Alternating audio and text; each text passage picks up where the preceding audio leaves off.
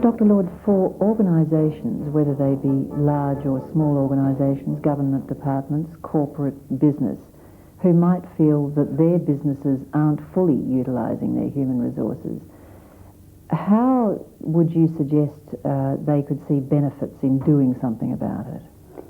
Well, I often say that one argument we could make is that Australians and Americans and people in New Zealand, as you put it, would like to have a fair go for everybody, the right to life, liberty, and the pursuit of happiness. So we could argue that we would be being fair. We could argue that since it's illegal to discriminate unfairly, that we want to support the law. Or we could argue that we want to be supportive of government initiatives like you have in Australia and we have in the U.S.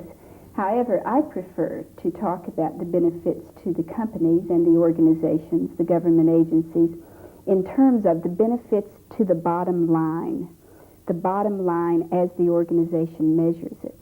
In relation to business, I like to point out that organizations that make full use of all available human resources rather than one subgroup eventually realizes the benefits of increased productivity, because individuals who see potential career progression contribute more, they produce more, they will enjoy the benefits of a larger and more varied human resource pool to draw on, and more creativity, therefore.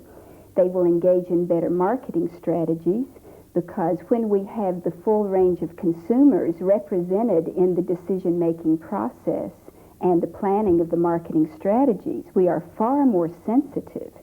The recent J. Walter Thompson study showed that Australia has totally underestimated what the interest and buying patterns of the Australian female is, for example.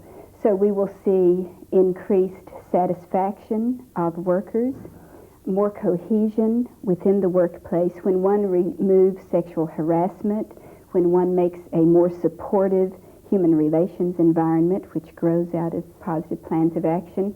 The retention of trained employees will increase. Now that becomes another bottom line issue, because retention of trained employees is cost effective. It is expensive to lose trained people. Sure. So bottom line in the business sense, of course, means money. I'm interested, though, in what you say, because with your experience in the military, the bottom line couldn't have been money, could it? That's right. The bottom line in the military would be readiness, cohesion, and retention of qualified people. Those are the variables that represent our productivity. Well, that has relevance then in the business community generally, doesn't it? Readiness, for instance, to compete with one's opposition. That's right. And we also find for companies, as well as governmental agencies, but particularly for companies who are concerned about their public image, that one's public image in an international environment of fairness, and we really are competing now in an international marketplace that cares, in the English-speaking world, that cares about fairness.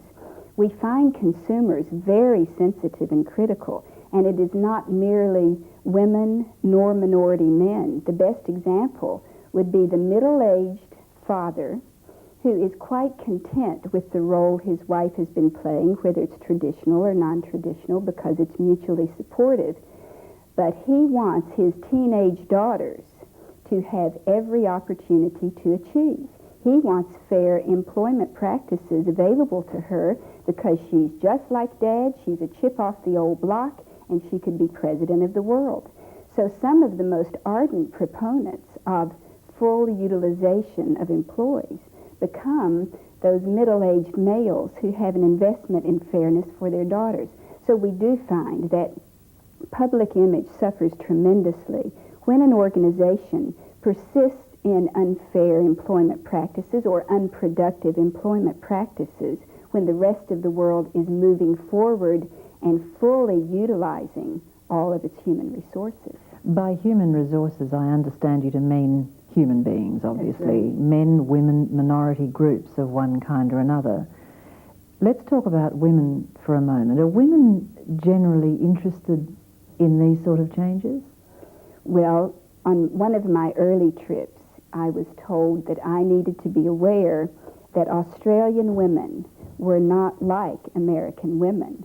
I can tell you from 5 trips over here working with thousands of Australian men and women and New Zealand men and women that just as the statistic reflects, 6 of 10 working age women are in the paid labor force in Australia. Now, some of those are working part-time, but 6 of 10 working age women are currently in your paid workforce.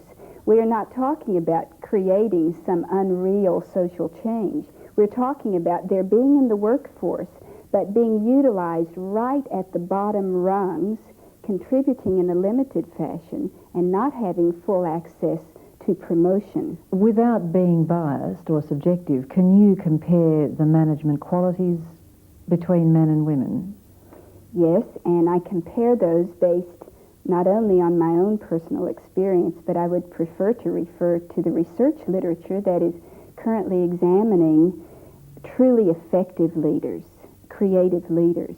We find, interestingly enough, that effective male leaders and effective female leaders have similar characteristics in that they transcend the old sex role stereotypes. In other words, a man or a woman needs the ability to receive information, to listen, to support a staff, which traditionally we've thought of as feminine characteristics. One also needs the ability to be assertive, to be decisive, to be direct, which we've called a masculine characteristic. What about Australia? How do we rate in the international scene in this regard?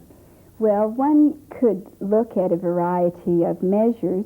If we look simply at outcomes, we find that while you have almost the same proportion of women in the paid labor force as we have in the U.S., that their upward mobility is much more restricted. We have in the United States today 33% of the management team being comprised of women.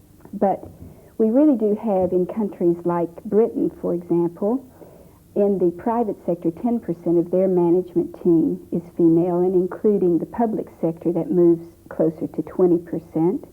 Yet in Australia, the most current figure in 1984 was that 2.3% of Australia's management team is female. Not many. And in New Zealand, approximately 1.8%.